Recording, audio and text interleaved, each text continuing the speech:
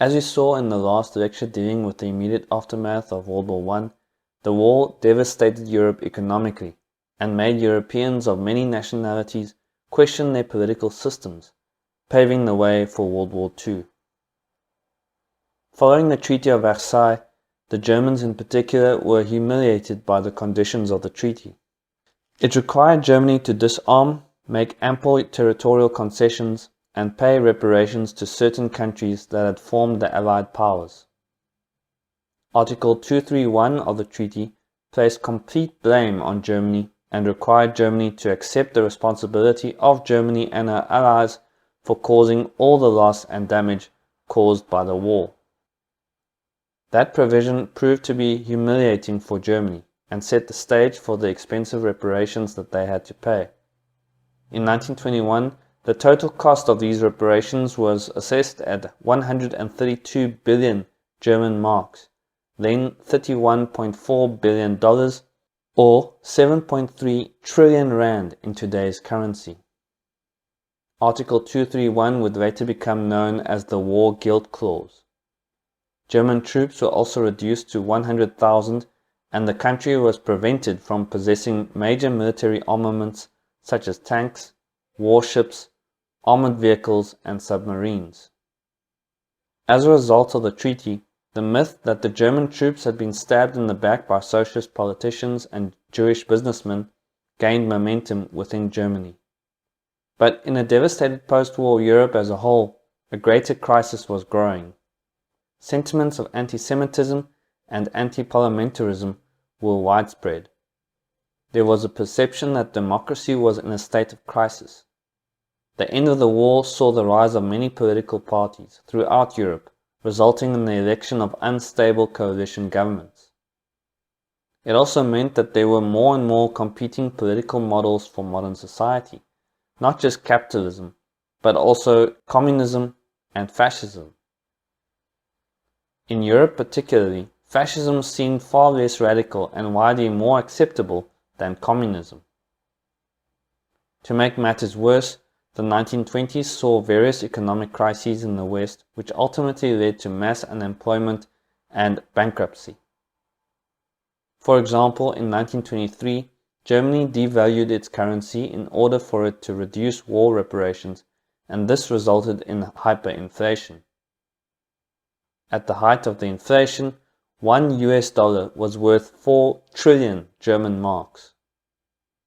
Then there was the 1929 Wall Street crash, caused by overspeculation, which resulted in a sharp decline in US stock market values.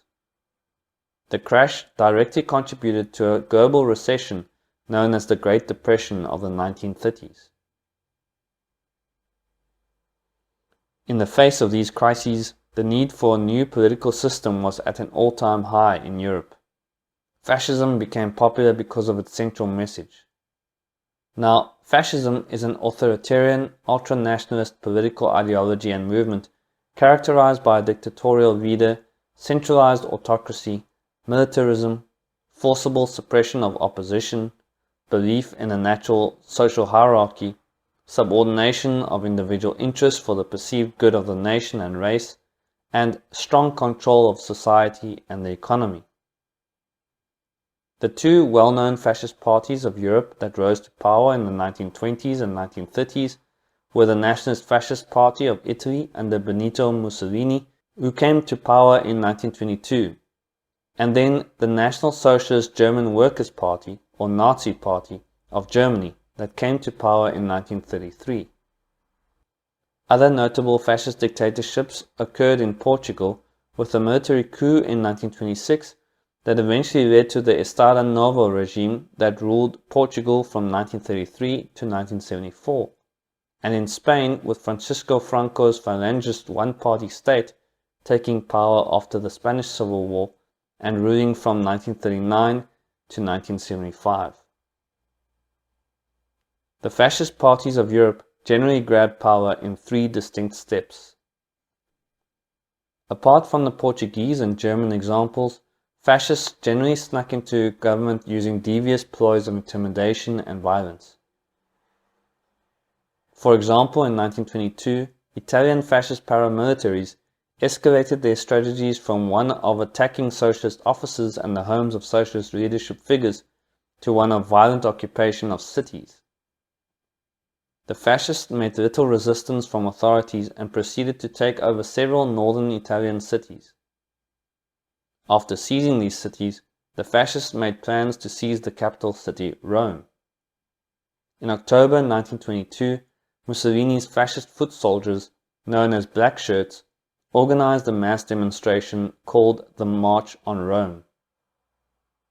The decision of the Italian Prime Minister Luigi Facta to resist the insurrection was overruled by the Italian King Victor Emmanuel III, who feared that there would be bloodshed.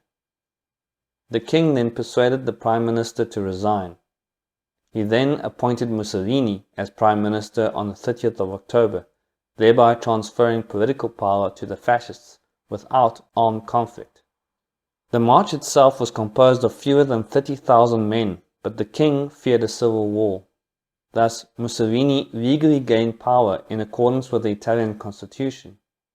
The March on Rome was not the seizure of power which fascism later celebrated, but rather the precipitating force behind a transfer of power within the framework of the constitution.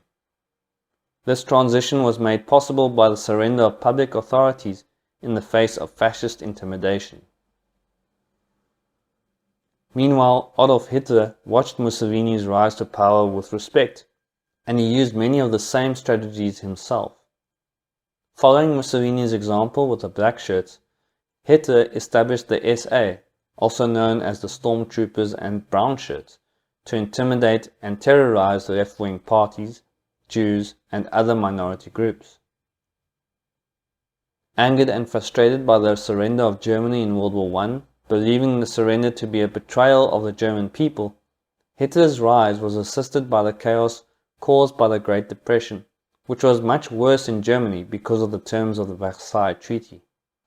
The Nazis' adamant and violent opposition to communism and the embrace of militaristic nationalism generated popular support across classes, especially from the elite who feared a leftist coalition government that would potentially include communists. As the German government proved unable to deal with the worsening economic crisis, criticism of the government increased, as did support for the Nazis. Hitler's rhetoric of blaming Jews, communists, the government, and the Versailles Treaty for Germany's ills helped generate even more support. In the election of 1930, the Nazi Party won almost 20% of the seats in the Reichstag, and this was doubled in 1932. The votes that the Nazis received in the 1932 elections led to the Nazi Party being the largest parliamentary faction of the Weimar Republic government. On the 30th of January 1933, President Paul von Hindenburg appointed Hitler as Chancellor of Germany. Although the Nazis were the strongest party in the 1932 elections, they weren't elected outright by the majority.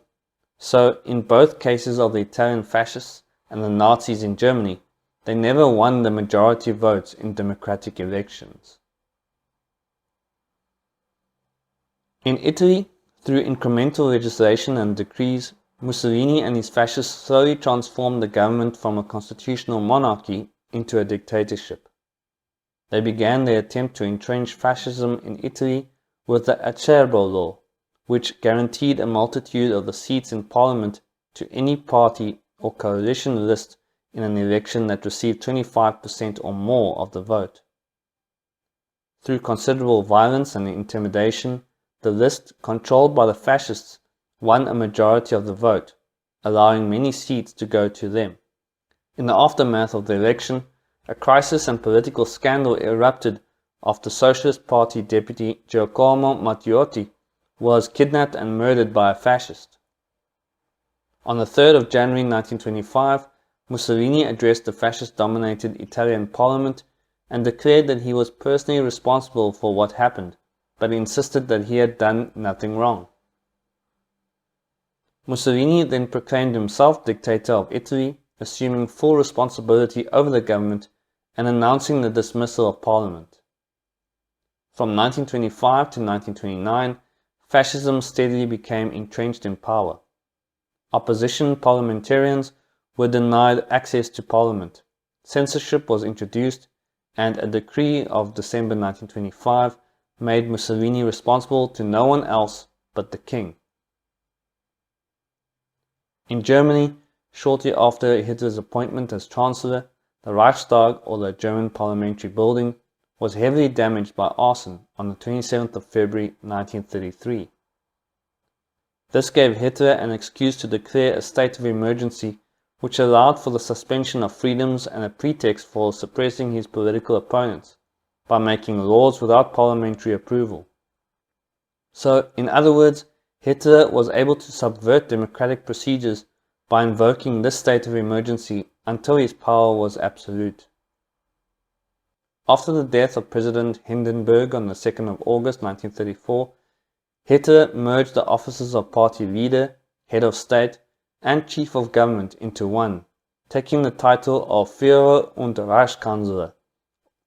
The Chancellery of the Führer, officially an organization of the Nazi Party, took over the functions of the office of the president, which was a government agency, blurring the distinction between structures of party and state even further.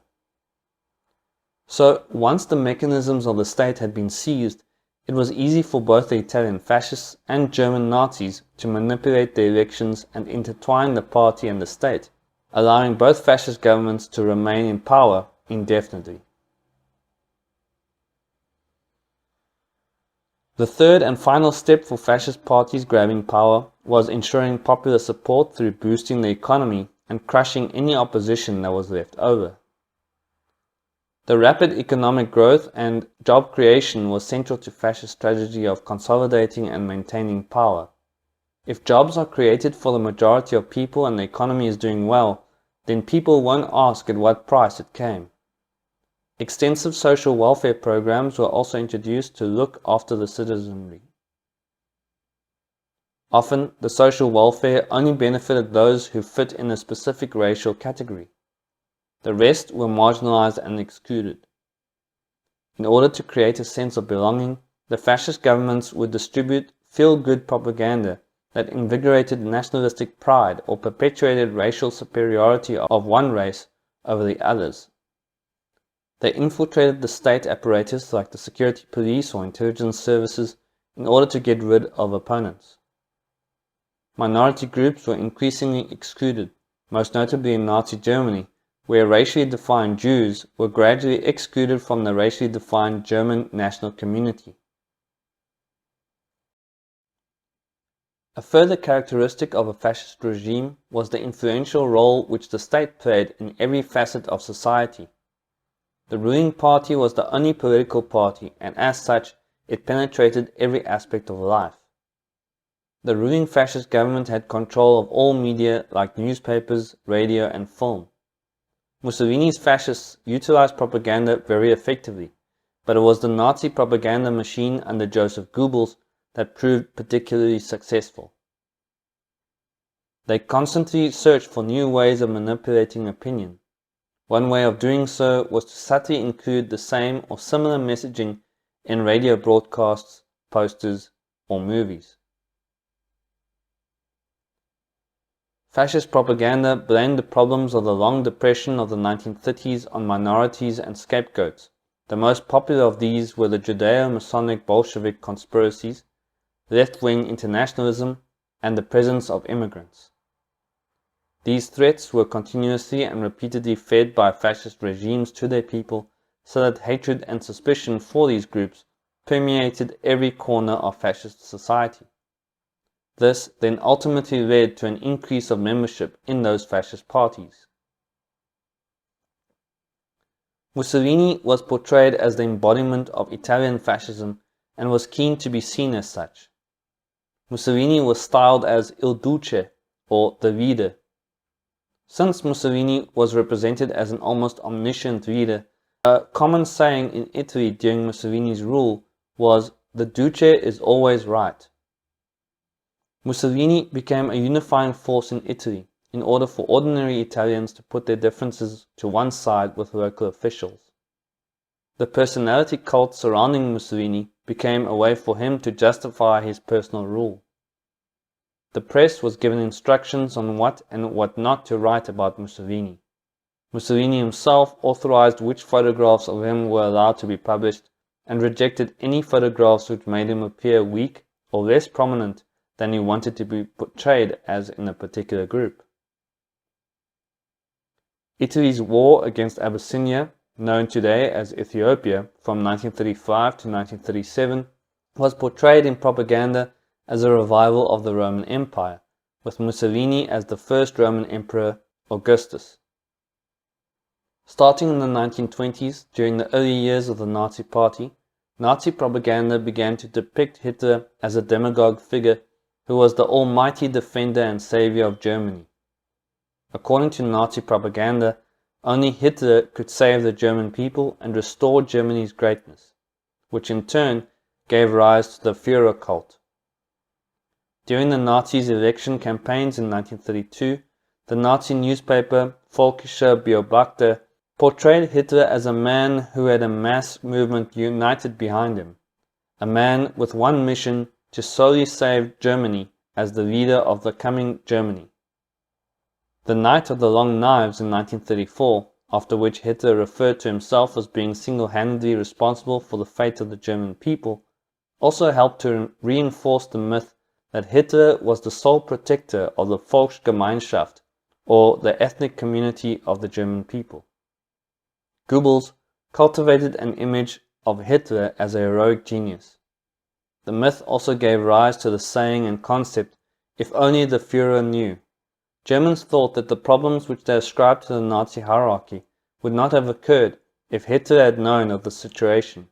Thus, the rest of the Nazi hierarchy was blamed, and Hitler escaped criticism. British historian Ian Kershaw, in his book The Hitler Myth, Image and Reality in the Third Reich, wrote, "Hitler stood for at least some things they, the German people, admired, and for many had become the symbol and embodiment of the national revival which the Third Reich had in many respects been perceived to accomplish." Popular rhetoric was also a key component to maintain the cult of personality. Mussolini constantly compared Italy under his regime with the great Roman Empire, which stretched throughout Europe, the Middle East, and North Africa. The Germans felt that they were part of the beginning of a 1,000-year-old Reich, or empire, and so they also felt a sense of purpose and belonging.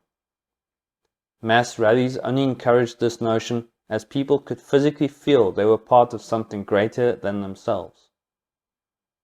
The fascist regimes of Italy and Germany were able to keep their citizens in check by either methods of reward or by coercion, utilizing the mechanisms of the state to do so. For example, both dictatorships employed extensive social welfare and entertainment programs to distract the masses from the sinister side of these regimes. People were rewarded with affordable housing, transport, and good health care in exchange for their blind loyalty to the state. On the other hand, these regimes also forced people into line by harsh policing measures and arbitrary terror meted out against anyone who spoke out contrary to the rhetoric of the regime. Thus, policing institutions were put in place to monitor the movements and behavior of the citizenry, clamping down hard any talk of subversion and potential insurrection.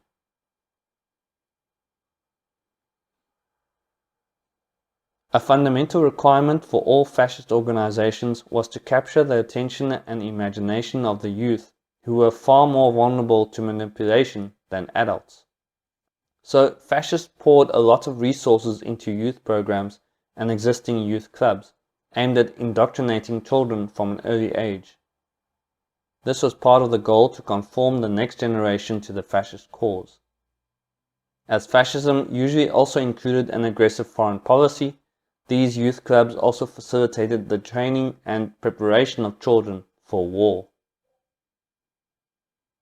In Italy, the Opera Nazionale Basilica, or ONB, was established by law as an institution under the control of the Ministry of National Education in 1926. Initially, membership was voluntary, but it was later made compulsory for boys between the ages of 6 and 18 and girls between the ages of 8 and 14. In 1936, a kindergarten teaching the same ideology was established for children under the age of 6. ONB members were required to study military science and Italian history. The organization was more than just a cultural institution that was intended to serve as the ideological counterpart of school.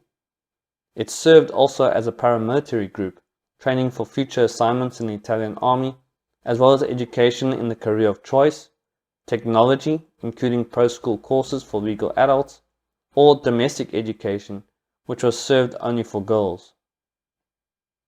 It carried out indoctrination with a message of Italianness and fascism, training youths as the fascists of tomorrow. The Hitler Youth or Hitler Jugend was set up by Hitler in 1933 for educating and training male youth in Nazi ideology. Under the leadership of Baldur von Schirach, head of all German youth programs, the Hitler Youth included almost 60% of German boys by 1935. From July 1936, all so-called young Aryan Germans were expected to join. Upon reaching their 10th birthday, German boys were registered and investigated for racial purity, and if they qualified, they were inducted into the Deutsches Jungvolk, or German young people. At age 13, they became eligible for the Hitler Youth, from which they graduated at age 18. Throughout these years, they lived a life of dedication, fellowship, and Nazi conformity, generally with minimum parental guidance. In fact, the whole point was to limit the parents' reach over the child, so that the nuclear family becomes less important than the greater collective of the German nation. From age 18, the boys became a member of the Nazi Party and served in the state labor service and armed forces until at least the age of 21. Girls were not excluded from this kind of indoctrination.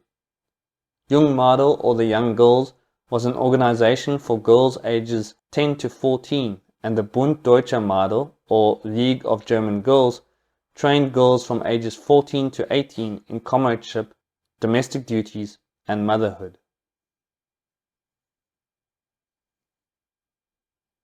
As an ideology that prefers traditional ways, Fascism emphasized a hierarchical relationship between male and female relations, one that was grounded in the patriarchal view of gender dynamics. Arguments were made by the fascist regimes that the involvement of female workers in traditionally all-male workplaces would disrupt the power hierarchy that supported society. In addition, arguments were put forth that a mother working in the workplace would be transferring all her maternal responsibilities to that of the husband, which may become exasperated with the aspect of familial caretaking altogether, further endangering the integrity and sustenance of the family unit. Motherhood was sold as a woman's duty to the nation, to give birth and nurture the next generation of fascists. Hitler became popular in part because he was able to end the depression in Germany. He did this by creating massive public projects, like road systems, and by spending government money on the military-industrial production of tanks, airplanes, and other military goods, an economic policy known as military Keynesianism. So much of the economy was oriented towards militarization, especially to prepare for a possible war with the Slavic nations, rather than in the production of consumer goods or towards commercial expansion. Nevertheless, the concentration of capital in the arms industry had favored a rapid expansion of German industrial capacity and helped to reduce unemployment rates. This bolstered public opinion of Hitler. Another fascist strategy for creating jobs and growing the economy was the enrichment of the state through expropriation and immigration control. In Germany, the Nazis utilized what they called Aryanization, which was essentially the seizure of property from Jews and its transfer to non-Jews, and the forced expulsion of Jews from economic life in Nazi Germany, Axis-aligned states like Italy, as well as their occupied territories. It entailed the transfer of Jewish property into Aryan or non-Jewish hands. The process started in 1933 in Nazi Germany with transfers of Jewish property and ended with the Holocaust. Two phases have generally been identified. A first phase, or so-called voluntary Aryanization, in which the theft from Jewish victims was proclaimed to be legal and with the consent of the Jewish people. But the second phase, or so-called forced Aryanization, was where property was more openly confiscated. In both cases, Aryanization corresponded to Nazi policy and was defined, supported and enforced by Germany's legal and financial bureaucracy. This ultimately aimed to eliminate any and all competition for Aryan businesses. Fascist governments declared the trade union movement illegal and replaced it with labor organizations under the direct control of the government, which ensured that workers could not undertake any effective economic action. Members in these labor organizations was compulsory. Their leaders were appointed by the ruling party rather than elected by the members, and they were presented as a new type of union which would serve to harmonize the interests of workers and businesses. However, in practice, they primarily served the interests of major business owners, who were able to lobby the ruling party to appoint the leaders they desired. In order to maintain and increase the profits of industry, fascist states eliminated the possibility of mass protest and then cut wages either directly or indirectly. Strikes were strictly banned, and prison sentences could be given to employees who stopped working as a group. Men within a particular age group were compelled either to become a worker or to be conscripted into the military. Thus, the state exercised control over the choice of occupation for its citizens, and by doing so were also able to build a labor force as well as a military. Camps constructed to house Jews, political dissidents, and other so-called enemies of the state also provided the fascist regimes with slave labor. Before the Second World War, slave labor was not as widely utilized, but as war erupted, slave labor increased as Nazi Germany invaded and conquered territories where Jewish communities and other non-Aryan groups were living. These people were then utilized as slave labor, and once they were too weak or too old to work any further, they would be exterminated. Next week, we will be turning our focus to the extermination of Jews in Europe by the Nazis, known as the Holocaust or Shoah, as well as Nazi German, Fascist Italian, and Imperial Japan's aggressive foreign policies that would ultimately lead the entire world into yet another global conflict.